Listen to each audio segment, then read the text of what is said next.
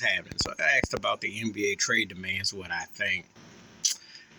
I don't like them because what ends up happening is like it doesn't mean what it once did. You know, I can go back in the day when Moses Malone got traded from Houston to Philadelphia, or let's talk about Rasheed Wallace when he ended up going to Detroit when he got traded to Atlanta, and we knew that wasn't going to last. And then he ended up going to Detroit. If it's a guy that's pivotal to winning a championship and he can play and he's playing at a high, and you know that he could be a X factor, I'm with it. When you sign a big contract or you with a team and you don't even fulfill half of what you do and you're just kind of like just in the name with a situation, I got a problem with it because then it just looks like you're just kind of like piling on. There will be a collective bargain, and best believe these owners and them are not going to allow. It's one thing with free agency.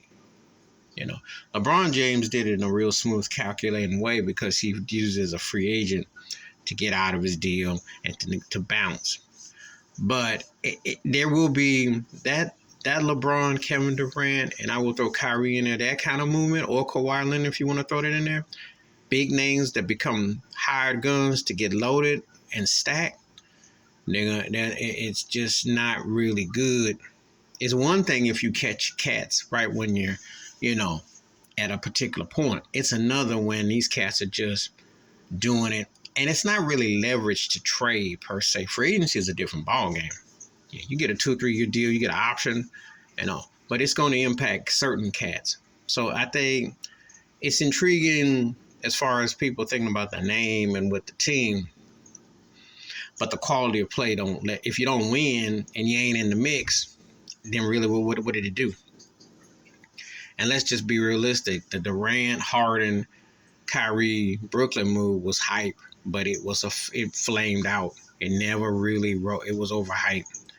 Just like Paul Pierce, Kevin Garnett, and trying to think what else it was. They went to Brooklyn. They started that. They tried that. The team would get a big three, and to combat Miami, and these things just look really dumb after a while. So sometimes, you just I'm with player movement empowerment by all means.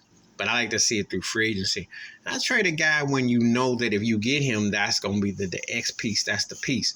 But see, these cats today, they trying to stockpile 3 and 4 names just to get to the second, third round. It may be a third round if they're lucky. That's not good for basketball.